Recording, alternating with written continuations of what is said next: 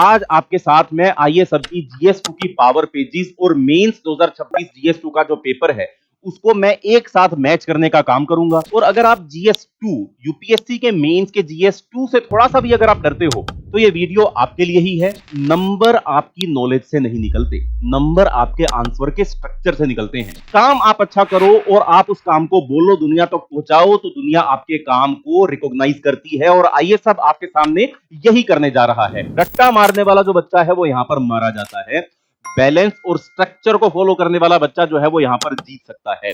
ये power pages notes नहीं है, ये पावर पेजेस आंसर लिखने का एक ब्लूप्रिंट है।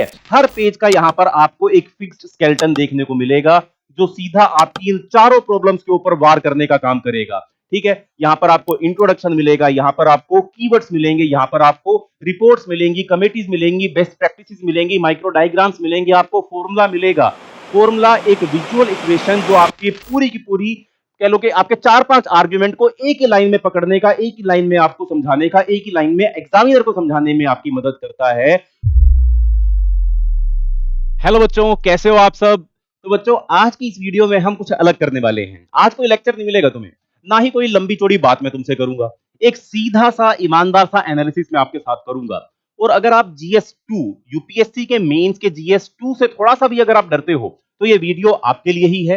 ये वीडियो आपको काफी ज्यादा हेल्प करेगी जीएस2 के आंसर्स की अप्रोच को बदलने के लिए। तो चलो आज शुरू करते हैं। देखो, जीएस2 की बात मैं अगर करूं तो GS two is one of the very strange exam. सबसे ज्यादा पढ़ा हुआ पेपर ये होता है, लेकिन सबसे कम स्कोर भी ज्यादातर बच्चों का जीएस2 के अंदर ही आता है। सोचिए, जीएस2 में क्या क्या सब्जेक्ट है। जीएस2 में पॉलिटी आता है, जीएस2 में गवर्नेंस आता है, जीएस2 में इंटरनेशनल रिलेशंस आता है। इनसे रिलेटेड सब चीजें आपको पता ही होती हैं। फिर भी पेपर के बाद आपको ये फीलिंग आती है कि यार लिखा तो सही था, फिर नंबर मेरे कहां चले गए। मैं आपको सच बताऊं, नंबर आपकी नॉलेज से नहीं निकलते, नंबर आपके आंसर के स्ट्रक्चर से निकलते हैं। जीएस2 में एग्जामिनर आपसे ये नहीं पूछता कि आप हर एक चीज के बारे में कितना कितना जानते हो। वो ये देखता है कि तुम जो जानते हो उसको कितने साफ तरीके से, कितने अप्रोचेबल तरीके से, कितने शार्प तरीके से एक पन्ने के ऊपर, दो पन्ने के ऊपर, तीन पन्ने के ऊपर उतारने का काम आप कर सकते हो। जो इस चीज को कर लेता है, जो अपने आंसर को सही स्ट्रक्चर के साथ कंप्लीट कर लेता है, वो अच्छे नंबर ले जाता है, वो रैंक निकाल लेता है, वो कट ऑफ को पूरा कर लेता है। लेकिन जो नहीं लिख पाता है उसके साथ ये चीज नहीं हो पाती है। तो आज कोई लेक्चर नहीं, आज आपके साथ में आइए सबकी जीएस2 की पावर पेजेस और मेंस 2026 जीएस2 का जो पेपर है उसको मैं एक साथ मैच करने का काम करूंगा। मेरे पास एक्चुअल क्वेश्चन है 2026 के जीएस2 के एग्जाम के अंदर जो आए हुए हैं, दोनों मैं आपके सामने रखूंगा, एक एक करके ऐसा करूंगा। और आप खुद आप देखना कहां सच में आंसर को लिखने का स्ट्रक्चर पावर पेजेस से मैच हो रहा है, कहां सिर्फ टॉपिक ओवरलैप हो रहा है और कहां कुछ भी मैच नहीं कर रहा है। कुछ आपसे छुपाने का काम नहीं करूंगा। आपके बीच में और मेरे बीच में एकदम ट्रस्ट एस्टेब्लिश करने के लिए मैं आया हूं, क्योंकि अगर काम आप अच्छा करो और आप उस काम को बोलो, दुनिया तक पहुंचाओ तो दुनिया आपके काम को रिकॉग्नाइज करती है। और आइए सब आपके सामने यही करने जा रहा है। तो चलिए इस पूरी की पूरी वीडियो को शुरू करते हैं। सबसे पहले देखो, जीएस2 2026 अगर इसका ओवरऑल एनालिसिस मैं आपको बताऊं, इसका मिजाज समझ लो, इसका स्ट्रक्चर क्या था ये समझ लो। देखो, इस बार का पेपर कोई डेफिनेशन आपसे डिमांड नहीं कर रहा था। हर क्वेश्चन एक किसी ना किसी तरीके की टेंशन के ऊपर फ्रेम किया गया था। स्पीकर इंपार्शियल है या पार्टीशन है, राइट टू वोट फंडामेंटल है या नहीं है, वेलफेयर कागज पे है या जमीन के ऊपर है, डायस्पोरा एसेट है या सिर्फ हमारा सेंटिमेंट है। दो तरीके के सवाल थे, दो तरफा सवाल थे। और यूपीएससी का ट्रेंड आपसे आपके सामने है, आप बिल्कुल साफ है यूपीएससी का trend. UPSC analytical, current affair से लिंक और क्रिटिकली एग्जामिन डिस्कस वाला जो सेक्शन है उसके ऊपर मेंस के अंदर सबसे ज्यादा ध्यान दे रहा है। रट्टा मारने वाला जो बच्चा है वो यहां पर मारा जाता है, बैलेंस और स्ट्रक्चर को फॉलो करने वाला बच्चा जो है वो यहां पर जीत सकता है। अब बताओ एस्पिरेंट, देखो एस्पिरेंट्स के ना अलग अलग फेस होते हैं। एस्पिरेंट्स जो हैं वो अलग अलग तरीके से अपने एग्जाम को अप्रोच करते हैं। और ज्यादातर एस्पिरेंट्स जो है वो चार जगह हर बार अटकने का काम करते हैं, फंसने का काम करते हैं। देखो क्या होता है ना एस्पिरेंट्स के साथ, तुम्हारे साथ क्या होता है, मैं तुम्हारी ही बात कर रहा हूं, थोड़ा ध्यान से सुनो। एक टॉपिक पता है, एंट्री पॉइंट नहीं पता, लेकिन उस टॉपिक का टॉपिक आता है, एंट्री पॉइंट नहीं आता है, इंट्रोडक्शन कैसे लिखनी है ये आपको नहीं आता है। आपको फेडरलिज्म आपके क्वेश्चन के अंदर दिखा, दिमाग में फेडरलिज्म शब्द लगातार लगातार लगातार आपके घूमने लगता है, पर पहली लाइन में क्या लिखूं ये आपको पता ही नहीं लगता है। पहली लाइन को सोचने के लिए ही आप 1 2 3 4 मिनट जो है वो खर्च कर देते हो। ये आपके साथ दिक्कत होती है। पहली जगह एस्पिरेंट जो है वो यहीं पर फंसता है, इंट्रोडक्शन को लिखते हुए क्या लिखना है इसमें फंस जाता है। दूसरा, आपके पास कंटेंट है, आप जानते हो चीजों को, आपने पढ़ी हुई है टॉपिक्स, आप पढ़ते हो अखबार को, लेकिन आपके पास स्ट्रक्चर नहीं है। सब कुछ एक सांस में आप लिख देते हो, सब कुछ एक सांस में आप मेंशन कर देते हो, बड़े बड़े पैराग्राफ आप बना देते हो। ये आपकी प्रॉब्लम हो सकती है। एग्जामिनर को ढूंढना पड़ता है कि आपने आर्गुमेंट कहां पर मेंशन किया है या नहीं मेंशन किया है। जब उसको ढूंढना पड़ता है, वहीं पर उसका इंटरेस्ट जो है वो आपके आंसर को चेक करते हुए खत्म हो जाता है। ये दूसरी जगह आप फंसते हो। तीसरी जगह आप कहां फंसते हो? डाटा और कमेटी का जो बैंक है आपके पास, वो आपने लिखा तो था कहीं पर, लेकिन आपको वो याद नहीं आ रहा होता। आप आंसर भर दिया, आंसर लिख दिया, एग्जाम्पल लिखे नहीं, डाटा लिखा नहीं, कमेटी लिखी नहीं, एक भी रिपोर्ट आपने मेंशन नहीं की, एक भी आर्टिकल आपने मेंशन नहीं किया, एक भी नंबर आपने मेंशन नहीं किया। आपका आंसर नॉर्मल का नॉर्मल ही रह जाता है, ऑथोरिटेटिव आंसर वो बन ही नहीं पाता है। ठीक है। चौथी जगह जहां आप फंसते हो, जब दो तरफा क्वेश्चन को एक तरफा जवाब आप लिख कर आ जाते हो। क्वेश्चन ने आपसे बैलेंस मांगा था, आपने सिर्फ एक साइड को ही पूरा का पूरा लिख दिया। जो आपको आधा एक नंबर एक्स्ट्रा मिलना चाहिए था, वो आपने माइनस अपना करवा लिया। तो ये चार जगह ऐसी होती हैं जीएस 2 के अंदर जहां पर कोई भी एस्पिरेंट फंसता है। यहीं पर पावर पेजेस की एंट्री हो जाती है। ये पावर पेजेस नोट्स नहीं है, ये पावर पेजेस आंसर लिखने का एक ब्लूप्रिंट है। एक सिंगल पेज के ऊपर, हर पेज का यहां पर आपको एक फिक्स्ड स्केलेटन देखने को मिलेगा, जो सीधा आपकी इन चारों प्रॉब्लम्स के ऊपर वार करने का काम करेगा। ठीक है। यहां पर आपको इंट्रोडक्शन मिलेगा, यहां पर आपको कीवर्ड्स मिलेंगे, यहां पर आपको रिपोर्ट्स मिलेंगी, कमेटीज मिलेंगी, बेस्ट प्रैक्टिसेस मिलेंगी, माइक्रो डायग्राम्स मिलेंगे, आपको फॉर्मूला मिलेगा। फॉर्मूला एक विजुअल इक्वेशन जो आपकी पूरी की पूरी, कह लो कि आपके 4 5 आर्ग्यूमेंट को एक ही लाइन में पकड़ने का, एक ही लाइन में आपको समझाने का, एक ही लाइन में एग्जामिनर को समझाने में आपकी मदद करता है। वो स्ट्रक्चर जो है वो आपके आंसर की रीढ़ की हड्डी बन जाता है। माइक्रो डायग्राम जो बात लिखने में 4 लाइन लगेंगी, वो एक छोटा सा माइक्रो डायग्राम जो है वो आपको अपनी बात एग्जामिनर तक पहुंचाने में मदद करता है। मतलब ये टॉपिक्स जो है, ये याद रखने की चीज नहीं, ये आंसर लिखने का स्ट्रक्चर है। ब्लैंक पेज से आपको बचाते हैं, आर्गुमेंट को शक्ल देने का काम करते हैं। ठीक है। ये सारे के सारे पावर पेजेस के मैंने आपको इंपॉर्टेंट पॉइंट जीएस 2 से रिलेटेड समझाए। अब आओ इनकी मैपिंग मैं आपको करके दिखाता हूं, क्वेश्चन बाय क्वेश्चन मैं आपको मैपिंग करके दिखाऊंगा। 2026 के जितने भी क्वेश्चन सही बैठ रहे हैं पावर पेजेस के ऊपर या नहीं बैठ रहे हैं, जैसे क्वेश्चन हमारे पास पीडीएफ में थे उसी के अकॉर्डिंग हम बात करनी स्टार्ट करते हैं। देखो, क्वेश्चन नंबर यहां पर आपको एक दिखाई देगा। पहला क्वेश्चन है, right to privacy relating to self identity is very dear to every human being and well protected under Article 21 of the Constitution. In this context, examine the effect of the amendment in 2026 to the Transgender Person Protection of Rights Act 2019. Transgender Person Protection of Rights Act 2019 and Right to Privacy से related एक question, पूरा का पूरा power pages इसी से deal करता हुआ आपको यहां पर दिख जाएगा। Page number 102 and page number 85 of the GS 1 power pages का जो सेक्शन था, जीएस 2 आपको इसमें पूरा का पूरा ये करंट बेस्ड इंफॉर्मेशन जो है वो यहां पर आपको मिल रही है। इस पूरे के पूरे बिल से रिलेटेड आपके यहां पे देखिए आप, वाई इन न्यूज, क्यों ये करंट अफेयर में चल रहा था, ये सारी इंफॉर्मेशन यहां पर है। इंट्रोडक्शन भी यहां पर मेंशन है, कीवर्ड्स भी यहां पर मेंशन है, फॉर्मूला भी यहां पर मेंशन है। फॉर्मूला के साथ आप देखिए legal pillars, core identities, policy goals, ये सारी इंफॉर्मेशन, फिर कोजेज, डाटा, कमेटी, रिपोर्ट्स और साथ में कंक्लूजन, इस पूरे टॉपिक के साथ डील करता हुआ आपको एक ही पन्ने के अंदर मिल गया। एक ही पन्ने में इतनी इंफॉर्मेशन अगर आपके पास रहेगी तो आपके आंसर का स्ट्रक्चर बेहतर होगा। देखो, सिर्फ एक पावर पेज इसके ऊपर नहीं था, transgender community in India issues and measures, इसके ऊपर आपके पास एक और पावर पेज जो था वो मौजूद था। यानी कि एक ही टॉपिक के 2 पावर पेज, 2 तरीके से 2 इंफॉर्मेशन को लिंक करते हुए आप एक आंसर को अप्रोच कर सकते थे। फिर ऐसे ही अगर मैं आगे चलूं, मैं आपको सेकंड क्वेश्चन दिखाऊं। सेकंड में आपको थोड़ा एक और, मैं आपको थर्ड क्वेश्चन दिखाता हूं, मैं जंप करता हूं थोड़ा सा। सेकंड क्वेश्चन के भी वैसे आप देखो 2 पावर पेजेस हैं, चलो सेकंड क्वेश्चन भी डिस्कस कर ही लेते हैं। सेकंड क्वेश्चन यहां पर आपको दिखेगा, women as a class neither belonging to minority group. देखिए क्वेश्चन पढ़िए, women as a class neither belong to a minority group nor are they regarded as forming a backward class. In the light of the statement, discuss the evolution of the women's reservation from local bodies to the parliament. Women reservation act क्योंकि current में चल रहा था, तो women की reservation की evolution के ऊपर एक सवाल यूपीएससी ने फ्रेम किया।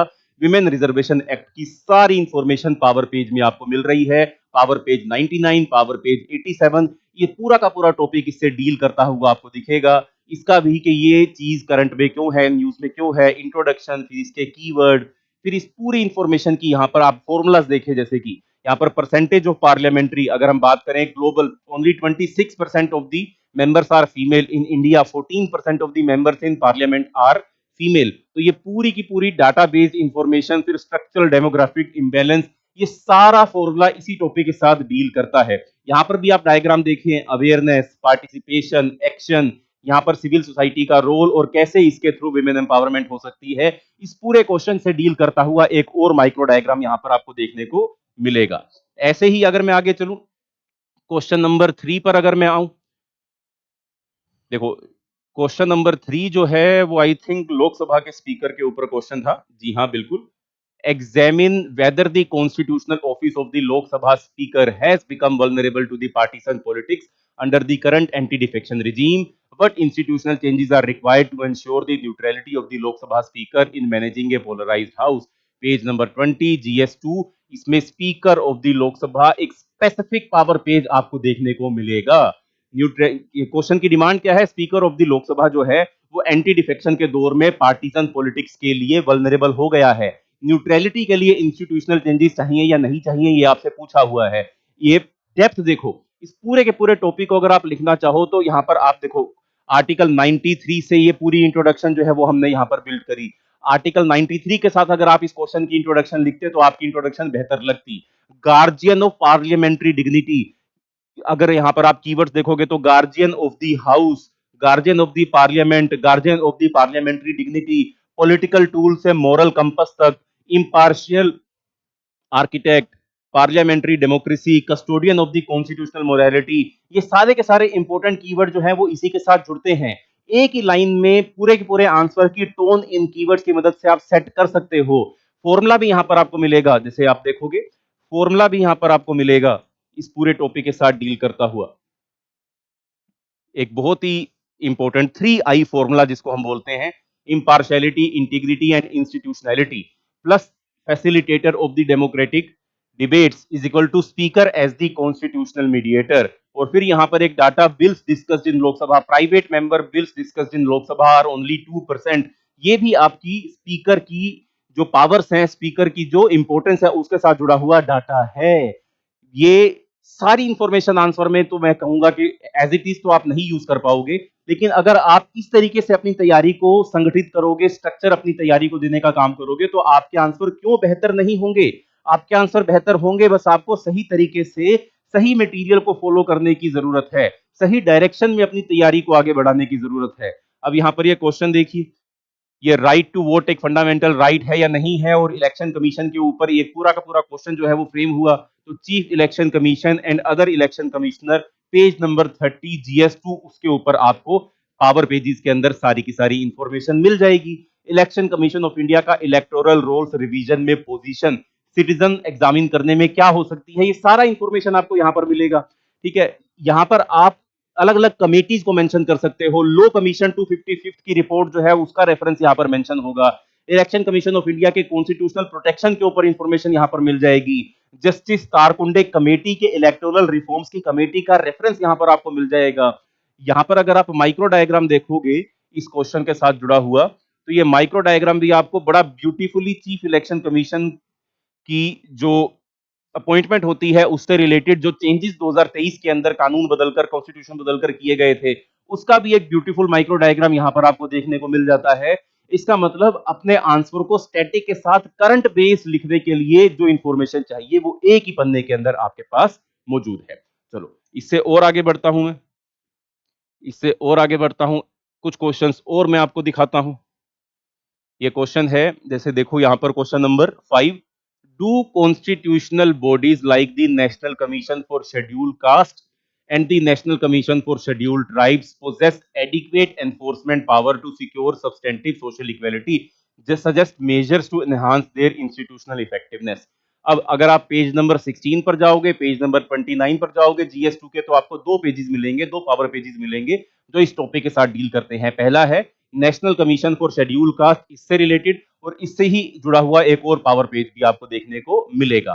ठीक है, पेज नंबर 16 जो है उसके अंदर आप देखोगे तो national commission for schedule caste जो है उसका पूरा का पूरा इकोसिस्टम यहां पर इस पूरे पेज के अंदर मेंशन मिलेगा। आर्टिकल 338, आर्टिकल 15, आर्टिकल 46, आर्टिकल 21, इन सब का माइक्रो डायग्राम, एक अकाउंटेबिलिटी फीडबैक लूप का माइक्रो डायग्राम, इससे जुड़ा हुआ data, atrocities against schedule caste 2026 में 3.6% डिक्रीज हुई 2023 के कंपैरिजन में। कमेटी का मेंशन, ये आपका जो आपकी कलेलकर कमीशन की रिपोर्ट थी, फर्स्ट बैकवर्ड क्लास कमीशन जिसको हम बोलते हैं, ये सारा का सारा इंफॉर्मेशन जो है वो आपको यहां पर देखने को मिलता है। ठीक है, देखो यहां पर equity jurisprudence, affirmative oversight, from symbolic empowerment to substantive equity, from formal rights to functional justice, ये सभी कीवर्ड आपके आंसर में जाने वाले हैं। यहां पर देखो national commission for schedule caste का एक माइक्रो डायग्राम सभी इंपॉर्टेंट आर्टिकल्स को लिंक करता हुआ, यहाँ पर एक और इंपॉर्टेंट ये माइक्रो डायग्राम इस पूरे टॉपिक के साथ डील करता हुआ, फिर डाटाज रिपोर्ट्स आपको यहाँ पर मिल जाएंगी। फिर यहाँ पर अगर आप देखोगे एक और पावर पेज आपको मिलेगा, कॉन्स्टिट्यूशनलाइजेशन ऑफ अ कमीशन, कि किसी भी कमीशन को अगर हम कॉन्स्टिट्यूशनल बॉडी बनाते हैं तो प्रोसेस क्या होता है और उसके बाद चैलेंजेस कौन कौन से आते हैं। चलो, ये तो पॉलिटी से रिलेटेड क्वेश्चन हो गए। अब अपन थोड़ा इंटरनेशनल रिलेशंस के क्वेश्चन की तरफ बढ़ते हैं। थोड़ा क्लस्टर हमारा चेंज करते हैं। हमने पॉलिटी वाले क्वेश्चंस का तो रेफरेंस, हर क्वेश्चन का रेफरेंस हर जगह पर आपको पावर पेजेस के अंदर मिल रहा है। क्वेश्चन नंबर 6, क्वेश्चन नंबर 7 जो है, क्वेश्चन नंबर 8 जो है, जो आपका इंडियन सिविल सर्विसेज के ऊपर आया हुआ है, इंडियन सिविल सर्विसेज की जो जनरलिस्ट अप्रोच है, उसकी एडवांटेज, उसकी लिमिटेशन, उसके ऊपर पूरा का पूरा पावर पेज का आपको ये सेक्शंस देखने को मिल जाएगा। फिर ऐसे ही क्वेश्चन नंबर जो आपका क्वेश्चन नंबर, ये देखिए ये कितना, अगर हम बात करें इस टॉपिक की, politicisation of the bureaucracy, politicisation of bureaucracy अगर एक बहुत ही स्पेसिफिक, बहुत ही इंपॉर्टेंट टॉपिक्स में से एक है, उससे इंपॉर्टेंट जुड़ा हुआ आप माइक्रो डायग्राम देखिए, क्वालिटी देखिए आप इस माइक्रो डायग्राम की। ऐसे माइक्रो डायग्राम अगर हमारे आंसर के अंदर दिखाई देंगे तो हमारा सिलेक्ट होने का जो चांस है वो बहुत ज्यादा इंप्रूव हो जाएगा। फिर ऐसे ही यहां पर देखो क्वेश्चन नंबर 10 जो है वो इंटरनेशनल रिलेशन के साथ जुड़ा हुआ, ब्रिक्स के ऊपर उन्होंने क्वेश्चन पूछा और ब्रिक्स अल्टरनेटिव ग्लोबल ऑर्डर के रूप में, वो सारा का सारा इंफॉर्मेशन पेज नंबर 68 के ऊपर आपको हमारे जीएस2 के पावर पेज के अंदर मिल जाएगा। सिर्फ इतना ही नहीं है, इसके बाद आप क्वेश्चन नंबर 12 पर जाओगे तो जुडिशियल लेजिस्लेशन क्या है उसका पावर पेज आपको मिल जाएगा। अगर आप क्वेश्चन नंबर 13 फेडरलिज्म वाले क्वेश्चन के ऊपर जाओगे, उसका पावर पेज आपको मिल जाएगा। Question number 14 separation of power पर जाओगे तो उसका पावर पेज आपको मिल जाएगा। क्वेश्चन नंबर 15 के ऊपर तो आपको एक से ज्यादा पावर पेजेस देखने को मिलेंगे। मैं आपको दिखाता हूं क्वेश्चन नंबर 15 जो है उस पर तो आपको एक से ज्यादा पावर पेजेस देखने, ये देखिए हर एक क्वेश्चन के साथ जुड़े हुए पावर पेजेस, हर एक क्वेश्चन के साथ जुड़ा हुआ। जैसे ये क्वेश्चन देखो, ये क्वेश्चन है क्वेश्चन नंबर 13 जो था, ये इंडियन फेडरल फ्रेमवर्क के ऊपर, तो सेंटर स्टेट रिलेशन के ऊपर हमने आपको एक पावर पेज प्रोवाइड किया हुआ है। ठीक है, फेडरलिज्म के ऊपर क्वेश्चन है तो सेंटर स्टेट रिलेशन, इसके ऊपर कोलैबोरेटिव गवर्नेंस, जो क्वेश्चन नंबर 13 जो इन्होंने पूछा है, उसका कोर, उसका निचोड़, उसका फोकस कोलैबोरेटिव गवर्नेंस, उसका पूरा का पूरा पावर पेज जो है वो यहां पर आपको मिल जाएगा। ठीक है, आप क्वालिटी देखिए, क्वेश्चन नंबर 14 देखो, क्वेश्चन नंबर 14 में सेपरेशन ऑफ पावर पर क्वेश्चन है, सेपरेशन ऑफ पावर का as it is power page जो है वो यहां पर आपको देखने को मिलेगा। ऐसे ही question number 14 separation of power के ऊपर एक और आपको पावर पेज मिलेगा, India upper house and US senate. ठीक है, ऐसे ही आप देखो क्वेश्चन नंबर, इसके ऊपर देखो तीन तीन पावर पेजेस एक ही टॉपिक के साथ डील करते हुए हैं। ये क्वेश्चन नंबर 15 प्रेशर ग्रुप के ऊपर ये पावर पेज, अब प्रेशर ग्रुप के ऊपर आप देखोगे तो page number 37, page number 32, page number 47, तीन तीन पावर पेजेस जो है वो आपको देखने को मिलेंगे जीएस2 वाले सेक्शन से। एक ही क्वेश्चन को डील करने के लिए तीन तीन पावर पेजेस से information, data, references, keywords, micro diagrams and formulas आपके पास थे। समझ रहे हो कि किस तरीके से अपने आंसर को डायरेक्शन देनी है। अब इतना भी अगर तुमने जान लिया, इतना भी अगर तुमने समझ लिया, तो आई होप आपको पावर पेजेस की इंपॉर्टेंस के बारे में पता लग रहा होगा। तो स्कोर कार्ड क्या निकला, जीएस2 के क्वेश्चंस का बड़ा चंक, पॉलिटी के 5, आईआर के 3, गवर्नेंस, सोशल जस्टिस, इन सब के स्ट्रक्चर्ड पेजेस एक साथ मैप आपको मैंने करके दिखाए। कुछ में एग्जैक्ट क्वेश्चन आपके सामने रहेगा, कुछ में स्ट्रॉन्ग थीम आपके सामने रहेगी, लेकिन हर क्वेश्चन का स्ट्रक्चर आपको इन पावर पेजेस के अंदर जरूर मिल जाएगा। मैं ये नहीं कह रहा हूं कि सब का सब आ गया है गारंटी, ऐसा कोई नहीं कह सकता, ऐसा किसी को कहना भी नहीं चाहिए, क्योंकि जो भी ऐसा कहेगा उसके ऊपर शक तो आपको जरूर करना चाहिए। खैर, मैं सिर्फ इतना कह रहा हूं कि पेजेस आपके सामने हैं, क्वेश्चंस आपके सामने हैं, आप खुद जज कर सकते हो। काम आपका बोलना चाहिए और आइए सबके पावर पेजेस का काम जो है वो बोल रहा है। और अब इंपॉर्टेंट बात, अगर आप 2027 के एस्पिरेंट हो तो ध्यान से अपने आंसर के स्ट्रक्चर पर ध्यान दो, क्योंकि जीएस2 में एग्जामिनर ये नहीं देखता कि आप कितना जानते हो, वो ये देखता है कि आप जितना जानते हो उसको कितने अच्छे तरीके से अपने आंसर के अंदर लिख रहे हो या नहीं लिख रहे हो। पावर पेजेस दी आईएएस सबके पास अवेलेबल है, लिंक डिस्क्रिप्शन में है, उनको जाओ देखो। जज बाद में करना, पहले एक बार इनको जाकर चेक करो। मिलता हूं मैं आपसे अगले एनालिसिस में जीएस3 के, तब तक के लिए बाय बाय, धन्यवाद, जय Hind, bye bye. Be your dreams.